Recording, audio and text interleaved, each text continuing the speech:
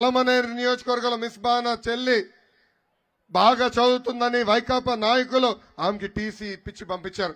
అది తట్టుకోలేక మిస్బా ఎలా ఆత్మహత్య చేసుకుందో మనందరం చూసాం. నర్సరావుపేట నియోజకవర్గంలో ఇబ్రాహీం అనే వ్యక్తి ఏకంగా అక్కడ ఉన్న మైనారిటీ భూముల గురించి పోరాడారు. మైనారిటీ సోదరులుగా అండగా నిలబడ్డారు. అది ఓర్చుకోలేక అక్కడ ఉన్న వైకాపా ఎమ్మెల్యే నడి వీధిలో ఎలా చంపేశారో మనందరం చూసాం. అందుకే మైనారిటీ సోదరులు తెలుపుతున్నాం, దయచేసి జగన్ చెప్పే మాయ మాటలు నమ్మద్దండి. నాడు నేడు ఎప్పుడు మైనారిటీ సోదరుల అభివృద్ధికి నిలబడింది తెలుగుదేశం పార్టీ. అంతేకాదు ఆంధ్ర రాష్ట్ర చరిత్రలో ఎప్పుడు లేని విధంగా 3 మైనారిటీల్ని రాజ్యసభ కూడా పంపించిన ఘనత ఈ పసుపు పార్టీకి చెందుతుందని ఈ సభాముఖంగా నేను తెలుపుతున్నాను. అనంతపూర్ జిల్లా అంటే మా కుటుంబానికి చాలా ప్రేమ. విశ్వవిఖ్యాత నట సార్వభౌమ స్వర్గీయ శ్రీ నందమూరి తారక రామారావు గారిని ఈ గడ్డ పైన గెలిపించి ముఖ్యమంత్రిగా పంపించింది అనంతపురం జిల్లా.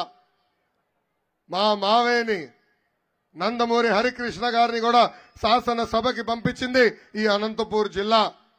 ఇంకొక మావయ్య మీ అందరి బాలయ్య, నా ఒక్కడికే ముద్దుల మావయ్య. ఆ ముద్దుల మావయ్య గారిని కూడా 2 సార్లు ఆశీర్వదించి దీవించి శాసనసభకి పంపించింది ఈ అనంతపురం గడ్డ. అందుకే 2014 నుంచి 2019 వరకు రెట్టింపు ప్రేమతో నియోజకవర్గ జిల్లాని అభివృద్ధి చేశాం.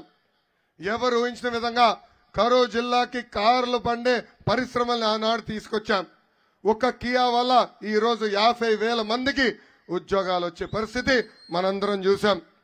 ఇంతేకాదు 2014 నుంచి 19 వరకు పెద్ద ఎత్తున రైతులను ఆదుకున్నాం. పెద్ద ఎత్తున డ్రిప్ ఇరిగేషన్ సబ్సిడీ ద్వారా కూడా అందజేశాం. ఏకంగా హార్టికల్చర్ హబ్ గా తీర్చిదిద్దాం.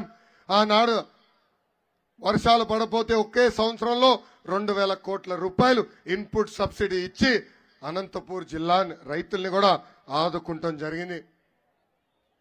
ప్రజలందరూ ఒకటి విషయం ఆలోచించాలి. ఒక ప్రిజనరీ జగన్ కి విజనరీ బాబు గారికి మధ్యన ఉన్న తేడా. ఆనాడు బాబు గారు ముఖ్యమంత్రిగా ఉన్నప్పుడు 600 ఎకరాలు భూసేకరణ చేసి 2 సంవత్సరాల్లో కియా ఫ్యాక్టరీ కట్టించి పెద్ద ఎత్తున ఉద్యోగాలు కల్పించారు. అదే జగన్ తండ్రిని అడ్డంగా పెట్టుకుని లేపాక్షి పేరుతో 8,844 ఎకరాలు భూసేకరణ చేశారు. సైన్స్ సిటీ పేరుతో ఇంకొక 8,000 ఎకరాలు భూసేకరణ చేశారు.